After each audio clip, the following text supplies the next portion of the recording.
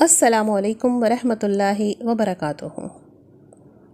قرآن مجید فرقان حمید اللہ رب العزت کی طرف سے دی ہوئی ان نعمتوں میں سے ایک ہے جو دنیا کے آغاز سے لے کر انجام تک ہونے والے تمام واقعات کا احاطہ کرتا ہے۔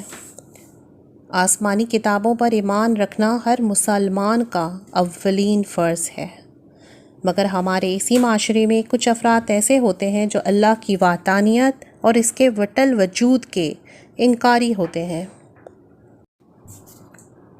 آج ہم ایسی ہی ایک قوم کا تذکرہ کریں گے جو اپنی مضبوطی اور قوت کی بنا پر ناقابل تسخیر تصور کی جاتی تھی، مگر وہ کس طرح تباہ و برباد ہوئی، اس ویڈیو میں ہم یہ جاننے کی کوشش کریں گے۔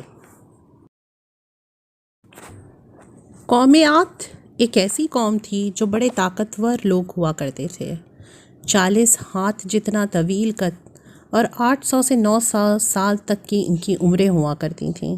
نہ بوڑھے ہوتے تھے، نہ بیمار ہوتے تھے، نہ نظر کمزور ہوتی تھی، جوان اور تندرست و توانا رہتے تھے۔ انہیں بس صرف موت آتی تھی اور کچھ نہیں ہوتا تھا۔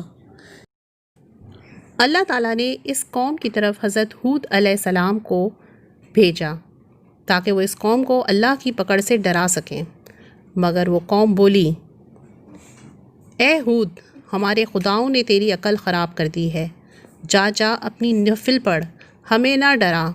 کیا ہم تیرے کہنے پر اپنے باپ دادا کا چال چلن چھوڑ دیں گے؟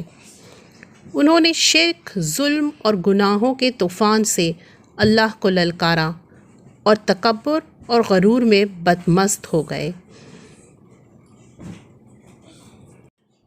بولے، کوئی ہے ہم سے زیادہ طاقتور تو لاؤ نا، ہمیں کس سے ڈراتے ہو؟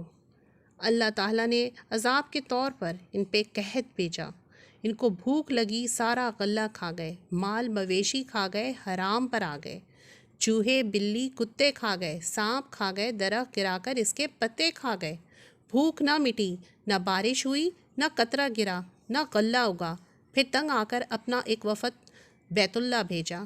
ان کا دستور تھا جب مصیبت آتی تو اوپر والے کو پکار اٹھتے، اور جب دور ہو جاتی تو اپنے بتوں کو پوجنے لگتے۔ بیت اللہ وفد گیا اور کہا، ہمارے لیے اللہ سے دعا کرو کہ وہ بارش برسائے۔ اللہ نے تیل بادل پیش کیے، کالا، سفید، سرخ۔ اللہ تعالیٰ نے فرمایا، ان میں سے ایک کا انتخاب کرو۔ انہوں نے آپس میں مشورہ کیا کہ سرخ میں تو ہوا ہوتی ہے، سفید خالی ہوتا ہے، کالے میں پانی ہوتا ہے، کالا مانگو۔ اللہ تعالیٰ نے کہا، واپس پہنچو، بادل بھیجتا ہوں۔ وہ سب خوشی خوشی واپس آئے، سب لوگ ایک میدان میں جمع ہوئے۔